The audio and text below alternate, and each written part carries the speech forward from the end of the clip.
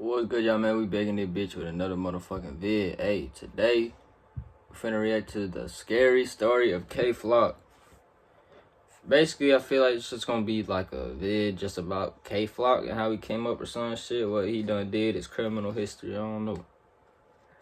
But, yo, let's all run to this, bro. No cap. The streets of the Bronx have seen the rise of talented drill rappers who are blowing up with their music. Rappers like K-Flock have come from being unknown to take the center stage in the Bronx rap scene. But with this explosive of raw rap talents comes a gang war that has taken countless young lives. In today's video, I'll be talking about the scary story of K-Flock. Before we start the video, make sure to leave a like, and if you would like to join this month's giveaway of one of these items on the screen, then all you have to do is subscribe to the channel and watch this video to the end to comment the hidden keyword. Good luck. K-Flock is one of Bronx's hottest drill rappers at the moment. He's currently making a name for himself in the rap scene. Within a few years of being in the rap game, he has quickly established himself as a force to be reckoned with. He initially didn't start as a rapper and didn't take music seriously. But through the influence of his longtime friend and fellow rapper, Dougie B, he decided to burst into the rap scene. The release of his first song, I'ma get that same Nike tag. saw him that Nike tag y'all just say I'ma get it. Of the rap genre. Y'all stay tuned. The song, which is a remix of the 22G's song, has been streamed hundreds of thousands of times on YouTube. In August 2021, he remixed Siggy Black's song Dishonest and called it Being Honest. At the time of making this video, the song has been viewed more than 4 million times on YouTube. If you ask me, I'll say that's quite massive for the 18-year-old rapper. Due to the success of the song, G Herbo jumped on the remix of the song. It's also rumored that the young rapper has signed a huge deal with a major record label, but this still stands to be proven. It won't come as a surprise if this is true, seeing how far he has come in just a short span of time. For real. But I just heard about this famous success is a dark and violent reality. K-Flock is in the middle of a deadly gang war, which has put him at odds with a family member. In a few moments he has been in the limelight, he has been served with losses of some of his close associates.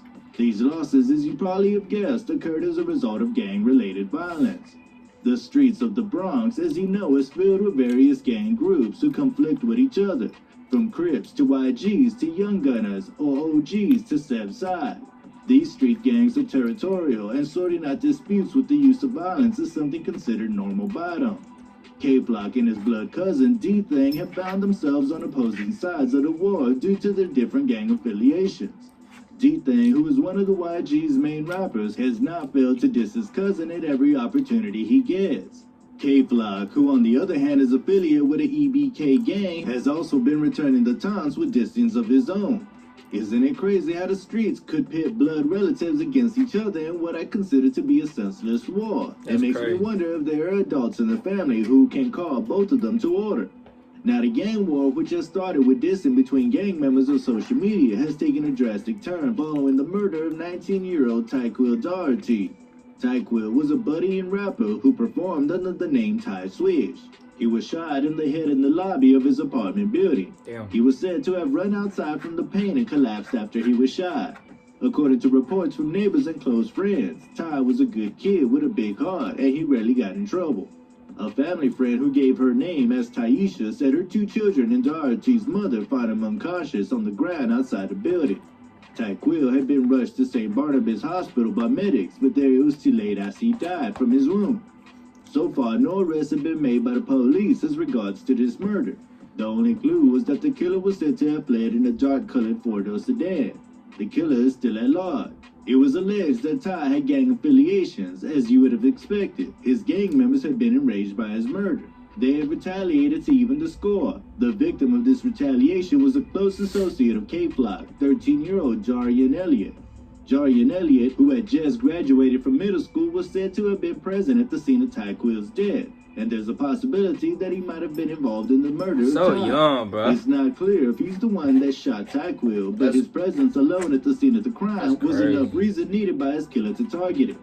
A review of a surveillance video showed the moments leading to Jarian's death. In the video, he and a friend could be seen walking along the road, and unknown to them, a car had been driving alongside him.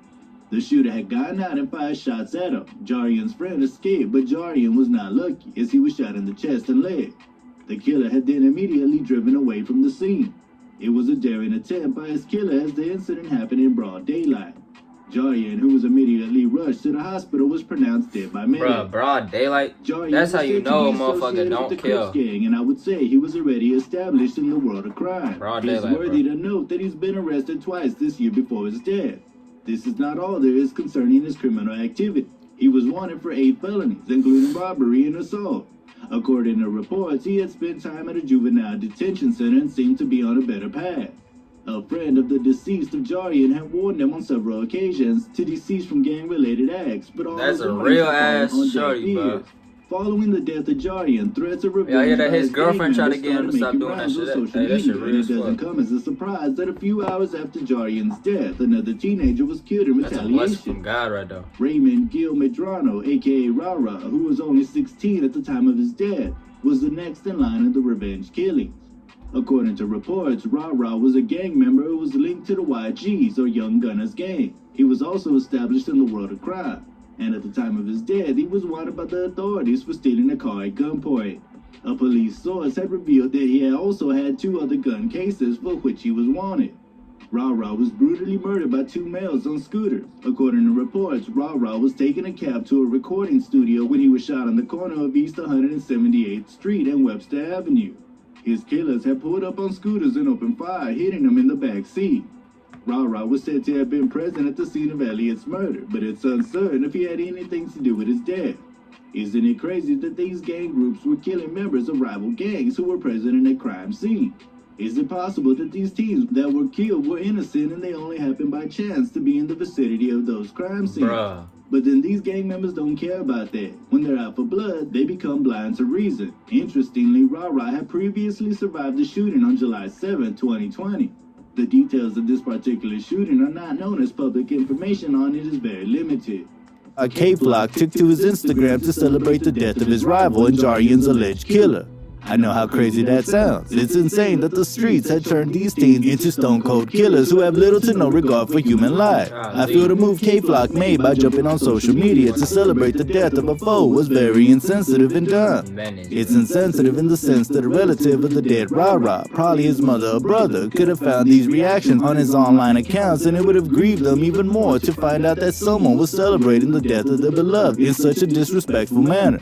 Also, I feel it's dumb because ops, who were Rara's friends, could also be watching, and it would have given them a reason to harm K-Flock if they wanted to. It was rumored that Rara was killed in retaliation to Jarian's death because he had gone online to mock the death of Jarian. This, I think, is very possible because cases like this are not unheard of. Stop dissing the And what I dead, feel bro. was a That bit shit to not- also add to the chaos of the war, K-Flock dropped a track on August 16th titled Is You Ready? A lot of people do The that. track is a diss song aimed at rival rappers, which includes his cousin D-Thang. In the song, he could be heard rapping the lines, "Go ask my ops, it get ugly. I could douche like Ice did to Sonny, like, I'm thinking lacking, that nigga a dummy, nigga a dummy."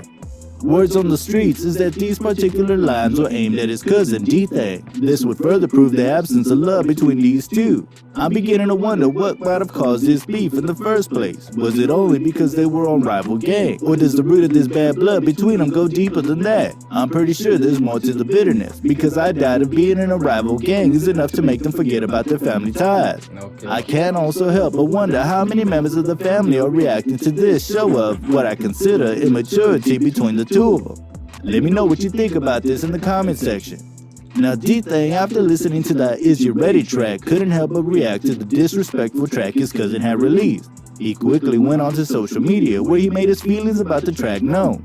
In the video, he can be heard saying, "Can't wait to see Auntie now."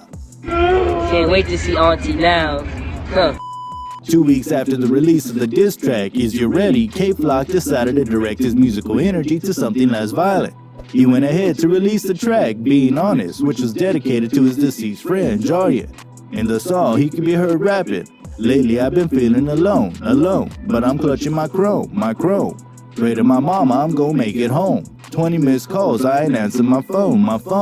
Then I heard JB ain't making home.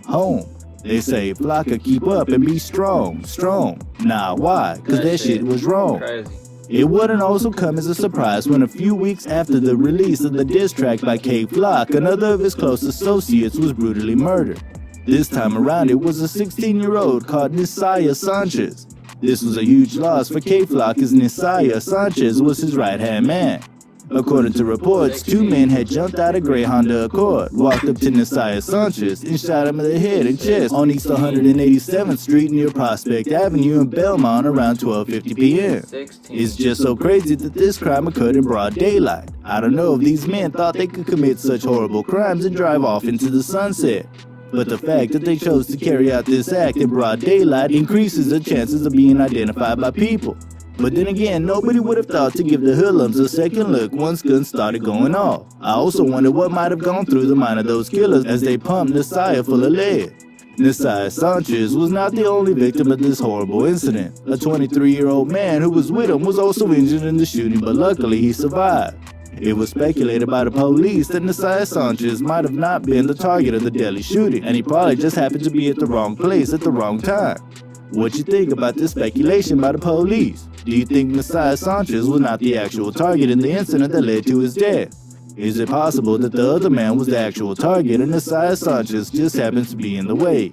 Interestingly, 3 weeks before his death, Nisaya had been busted for gun possession after he was seen with a .38 caliber pistol sticking out of his waistband a few blocks from where he was killed.